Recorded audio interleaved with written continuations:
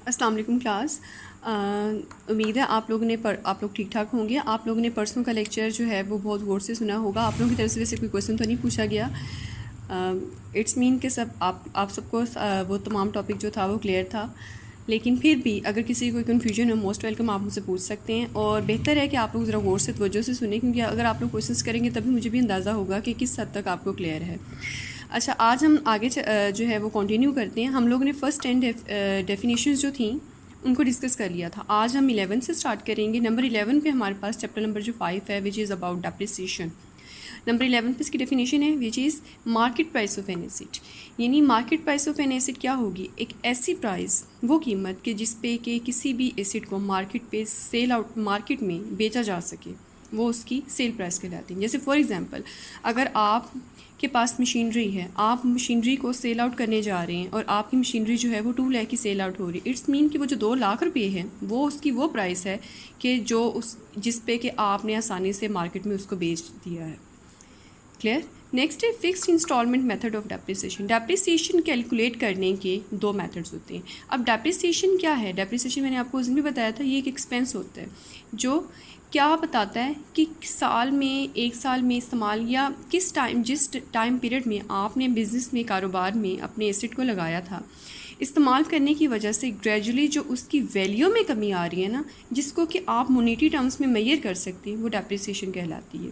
Depreciation किसी भी asset की वैल्यू में डिक्रीज़ होता है उसमें इस्तेमाल करने की वजह से। मोनेटरी टर्म्स में अगर आप उसको in terms of money calculate कर सकें या मेजर कर सकें, वो डेप्रिसिएशन होती है। डेप्रिसिएशन मेजर करने के 2 मेथड होते हैं, एक फिक्स इंस्टॉलमेंट मेथड और एक रिड्यूसिंग बैलेंस मेथड। दोनों मेथड्स में फ़र्क होता है।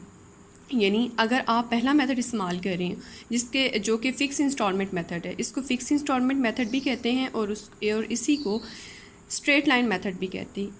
इस मेथड से अगर आप अपने एसिड को डेप्रिसिएट कर रहे हैं या अगर आप दूसरे मेथड से कर रहे हैं, दोनों मेथड्स में फ़र्क होगा। फ़र्क क्या होगा कि दोनों मेथड्स में वैल्यू जो है वो एसिड की चेंज आएगी। अब जो फिक्स इंस्टॉलमेंट मेथड है, इसमें हर साल में जो वैल्यू ऑफ डेप्रिसिएशन है ना, वो सेम रहती है। जैसे फ़र्ज़ करें, अगर पहले साल आपने एसिड परचेज़ किया है, आप उसका रेट जो है वो 10% है। फॉर एग्ज़ाम्पल, आपकी मशीनरी थी, उसकी वैल्यू थी 5 लाख। ठीक है, मैं आपको एग्जांपल से जो है ये मज़ीद क्लियर कर देती हूँ।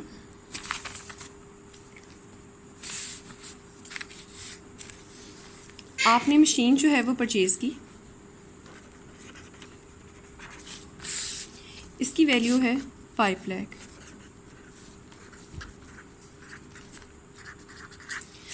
रेट ऑफ डेप्रिसिएशन है 10% पर एनम, यानी सालाना जो है, साल में उसकी वैल्यू जो है वो 10% डेप्रिसिएट हो रही है।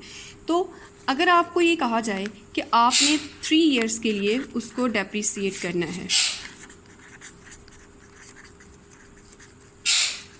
फॉर 3 ईयर्स, तो पहला मेथड कौन सा है? पहला मेथड है फिक्स इंस्टॉलमेंट मेथड।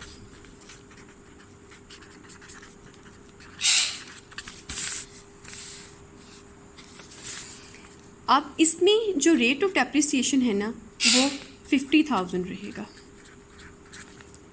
फिक्स में हर साल ये सेम रहेगा। ओके, तो अगर आप उसको मशीन को जो है वो पहले साल में, फर्स्ट ईयर में आपने उसको डेप्रिसिएट किया है, भी है पहला साल, मशीन की वैल्यू थी 5 लाख। ठीक है, इसमें से आप लेस करेंगे डेप्रिसिएशन विच इज़ 10%। 10% 5 लाख का अगर आप लेंगे ना 10%, तो वो आएगा 50,000। तो आउटस्टैंडिंग बैलेंस यानी पहले साल में के एंड पे जो उसकी आउटस्टैंडिंग वैल्यू है मशीन की, वो कितनी होगी? 4,50,000। क्लियर? अब दूसरा साल शुरू हो गया, सेकेंड ईयर। अब आपकी वैल्यू कितनी है मशीन की? 4,50,000। स्ट्रेट लाइन मेथड में रेट ऑफ डेप्रिसिएशन सेम रहेगा, यानी 50,000 की ही वो वैल्यू है जिससे अगले साल आपके एसेट में जो है वो डिक्रीज़ आएगा। तो इस साल यानी सेकंड ईयर के एंड पे, दूसरे साल के आखिर में इसकी वैल्यू कितनी कम हो जाएगी, कितनी वैल्यू होगी, आउटस्टैंडिंग वैल्यू कितनी बचेगी आपके पास?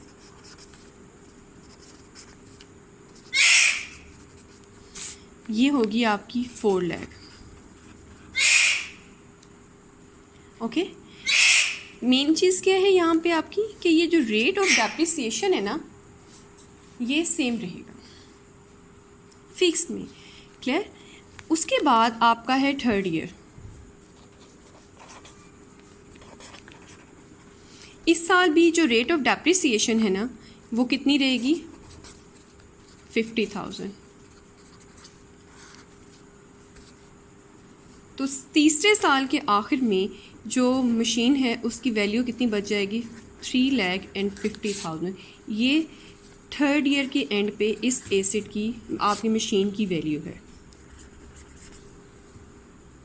ये था आपका कौन सा मेथड? Fixed instalment method. यानी फिक्स्ड इंस्टॉलमेंट मेथड में जो वैल्यू ऑफ डेप्रिसिएशन है ना, ये सेम रहती है। क्लियर? ये फ़र्क था इसमें। ये था पहला मेथड। तो अब इसकी अगर आप डेफिनेशन देखें, डेफिनेशन इसकी क्या कह रही है? Under this method depreciation of asset will be equal in each accounting year. चाहे 2 साल हो, चाहे 3 साल हो, चाहे 4 साल हो, ये जो रेट ऑफ डेप्रिसिएशन है ये 50,000 ही रहेगा। अगला मेथड है रिड्यूसिंग बैलेंस मेथड, यानी एसेट को डेप्रिसिएट करने का ये दूसरा मेथड है। इसमें क्या होगा? इसमें जो वैल्यू ऑफ डेप्रिसिएशन है वो आउटस्टैंडिंग बैलेंस पे कैलकुलेट की जाएगी। इसमें सेम ही रहेगी। ठीक है, हर साल चेंज होती रहेगी। अब जैसे इसमें हम इसी एग्जाम्पल को मैं आगे लेके चलती हूँ।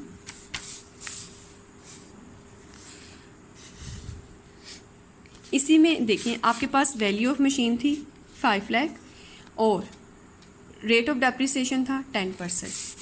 अब पहला साल है, फर्स्ट ईयर है आपका। इसमें वैल्यू ऑफ मशीन कितनी है? 5 लाख।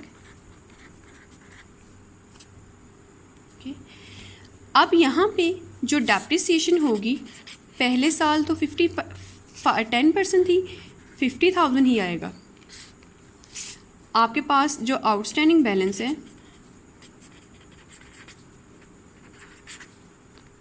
आउटस्टैंडिंग वैल्यू है जो, वो कितनी आएगी? 4,50,000। ओके, उसके बाद दूसरे साल के एंड पे जो डेप्रिसिएशन है, रेट विल बी 10%। रेट में किसी किस्म का कोई चेंज नहीं आ रहा। Rate will be 10% per annum. दूसरे साल में जो डेप्रिसिएशन है वो कितनी होगी?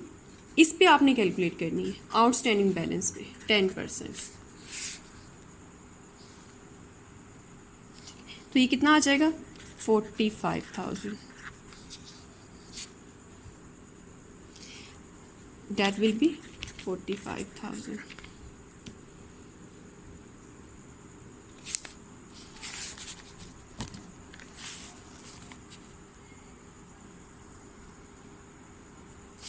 क्लियर? अब आप इसको माइनस करेंगे तो ये होगा 4,05,000। ये आउटस्टैंडिंग बैलेंस है।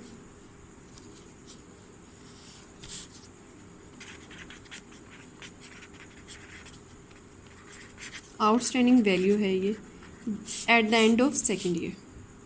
क्लियर? अब थर्ड ईयर में आपने जो डेप्रिसिएशन कैलकुलेट करनी है, आउटस्टैंडिंग बैलेंस पे करनी है। ये भी 10, rate will be same but amount will not be same. तो ये कितना आएगा? 40,500। तो आपने यहाँ पे 40,500 को ही माइनस करना है। क्लियर? अब अगर आप देखो, दोनों मेथड्स में फ़र्क है। पहले साल की में डेप्रिसिएशन फिक्स में सेम थी, अगले साल भी वो रेट जो है वो सेम रहेगा, value will also be same. तीसरे साल के आखिर में भी वो 50,000 ही थी। लेकिन जो आपका है रिड्यूसिंग बैलेंस मेथड,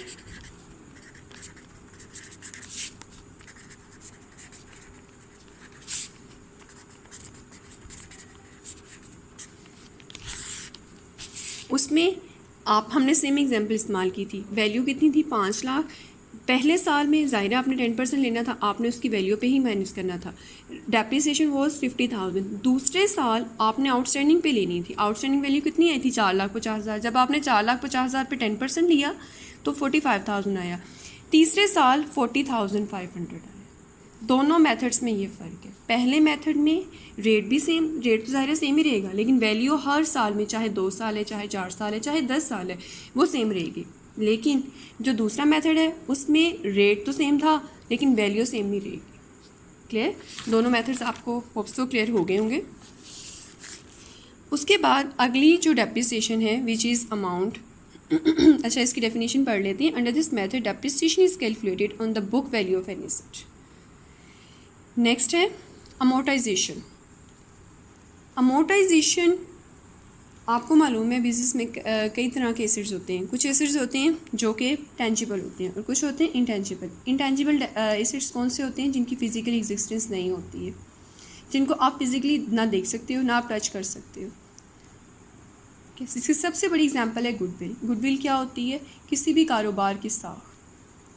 अगर तो गुडविल अच्छी है तो इट्स मीन के साख कारोबार की प्रॉफिट अगर अच्छा है तो इट्स मीन कि उसकी गुडविल अच्छी है। पेटेंट्स होते हैं, कॉपीराइट्स होते हैं, ठीक है। कुछ एसेट्स होते हैं जो टेंजिबल होते हैं, जैसे मशीनरी होगी, जैसे आपकी लैंड एंड बिल्डिंग होगी। जब आप टेंजिबल एसेट्स की डेप्रिसिएट पे अगर आपके बिजनेस जब आप कैलकुलेट कर रहे हैं टेंजिबल एसेट्स की वैल्यू में decrease in terms of money, वो आपकी डेप्रिसिएशन होगी। लेकिन जब आप इन बिज़नेस में जो आपके इंटेंजिबल एसेट्स हैं जिनकी फ़िज़िकल एग्जिस्टेंस तो नहीं है लेकिन वो आपके बिज़नेस को इफेक्ट कर रहे हैं, ठीक है, वो जो है अगर आप उनको कर रहे हैं, उनकी वैल्यू में डिक्रीज़ आप कैलकुलेट कर रहे हैं, वो अमोर्टाइजेशन कहलाएगा। So the decrease in the value of intangible assets such as patents, copyrights, goodwill. दोनों में फ़र्क क्लियर हो गया। एक डेप्रिसिएशन था टेंजिबल एसेट्स की वैल्यू में जब डिक्रीज़ आ रहा होता है। लेकिन अमोर्टाइजेशन क्या है? जब आपके इंटेंजिबल एसेट्स में डिक्रीज़ आ रहा होता है और आप उसको कैलकुलेट करते हैं तो वो अमोर्टाइजेशन कहलाता है। नेक्स्ट है फिक्स एसेट्स। फिक्स एसेट्स कारोबार में आपके कुछ एसेट्स ऐसे होते हैं जिनको कि आप ज़्यादा अरसे तक कारोबार में इस्तेमाल के लिए ख़रीदते हैं, जो आपको आने वाले लॉन्ग टाइम पीरियड में आपके कारोबार में जो है वो इस्तेमाल में हो रहे होते हैं और वो आपको बेनिफिट देते हैं, प्रॉफिट अर्न करके देते हैं। वो आपके एसेट्स क्या कहलाते हैं? Fix assets. जैसे आपकी बिल्डिंग है, जैसे आपकी मशीनरी है, जैसे आपका फर्नीचर है, जैसे आपका लैंड है। ये रोज़ाना तो कारोबार में ऐसा नहीं होता ना कि हर रोज़ आए रोज़ या हर साल मशीनरी आप परचेज़ कर रहे हैं। हाँ, अपडेट ज़रूर करते हैं लेकिन हर साल परचेज़ नहीं की जाती है। इसी तरह से लैंड एंड बिल्डिंग है, फर्नीचर है, आप हर साल नहीं परचेज़ करते हैं, नया ज़रूर कर, लेकिन उसको आप इस तरह से परचेज़ करते हैं कि वो आने वाले लॉन्ग टाइम पीरियड में आपको फ़ायदा दो। ऐसे एसेट्स जो हैं वो आपके फिक्स एसेट्स कहलाते हैं, ठीक है। So the assets which have long life and which are bought for used for a long period of time or called fixed assets. These are not bought for selling purpose, for example land, machinery, furniture etc. इनका मकसद ये नहीं होता कि आपने आज खरीदने आप कल बेच देंगे, बल्कि नहीं, इनका मकसद क्या होता है? आपने लॉन्ग टाइम पीरियड के लिए आपने इनको इस्तेमाल में लाना है और प्रॉफिट अर्न करना है। Next is tangible assets. अभी जिसका मैंने आपको जिक्र किया, थोड़ा सा हमने इसको एक्सप्लेन भी कर दिया, लेकिन हम प्रॉपर इसकी डेफिनेशन देख लेते हैं।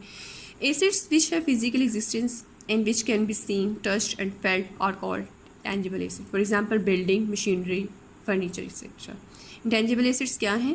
Which cannot be seen, touched, but can be felt are called intangible assets. For example, goodwill, patents, trademark, etc. Next is wasting assets. कुछ assets ऐसे भी होते हैं जो जैसे जैसे टाइम पीरियड गुजरता है और आप जैसे जैसे उनको इस्तेमाल करते हैं, वो आहिस्ता आहिस्ता जो है वो उनकी यूज़फुल लाइफ बिल्कुल ख़त्म हो जाती है, वो एग्जॉस्ट हो जाते हैं। जैसे फॉरेस्ट, जैसे माइनिंग वगैरह, माइंस, ठीक है। माइंस क्या होती हैं? आपकी ज़ेर ज़खायर जो कुदरती तौर पे अल्लाह ताला ने ज़मीन में जो हैं वो इंसान के फ़ायदे के लिए जो हैं वो मौजूद हैं, रखे हैं। इंसान उनको अपनी ज़रूरत के तहत जो है वो एक्सट्रैक्ट करता है और उनको इस्तेमाल में लाता है। जैसे जैसे माइनिंग आप ज़्यादा करते रहते हैं, आप माइंस में से ज़्यादा जो है वो मिनरल्स को निकालते रहते हैं, आहिस्ता आहिस्ता ज़ाहिर मिनरल्स ख़त्म हो जाते हैं और वो एग्जॉस्ट हो जाते हैं। वो एसिड्स आपके वेस्टिंग एसिड्स कहलाते हैं। क्लियर? तो आगे जो आपकी बुक में फ़र्दर डेफिनेशंस हैं, ये रिज़र्व, रेवेन्यू रिज़र्व, ये हमारे इस चैप्टर से रिलेटेड नहीं है। आपने ये परेशान नहीं होना कि 24 डेफिनेशंस, ये 24 डेफिनेशंस नहीं है। इस चैप्टर से जो रिलेटेड जो आपको एंड के चैप्टर्स में गिवन है ना, वो जस्ट ये 18 है। हाँ, चैप्टर के अंदर से मैं आपको फ़र्दर क्वेश्चन जो है वो मार्क भी करवाऊँगी और मैं आपको हम फर्दर डिस्कस भी करेंगे। यानी हमारा जो थ्योरेटिकल पोर्शन है ना, वो भी कंप्लीट नहीं हुआ है। लेकिन आज का लेक्चर जो है वो हमारा आज बस यहीं तक था। तो मुझे उम्मीद है आप लोग तवज्जो से इस लेक्चर को सुनेंगे और आप लोगों के जो क्वेश्चन होंगे मोस्ट वेलकम, मैं उनका वेट करूँगी। जो आपकी कन्फ्यूजन्स होंगी मैं उनका वेट करूँगी। उसके बाद जब ये हमारा प्रैक्टिकल क्वेश्चन कंप्लीट हो जाएगा, फिर इंशाल्लाह इस चैप्टर के जो है वो हम प्रैक्टिकल क्वेश्चंस करेंगे। तो आपने गौर से सुनना है और उसके बाद जो आपकी कन्फ्यूजन्स होंगी वो आप मुझसे पूछेंगे, क्योंकि मैं उनका वेट करूँगी। तब तक अल्लाह हाफ़िज़।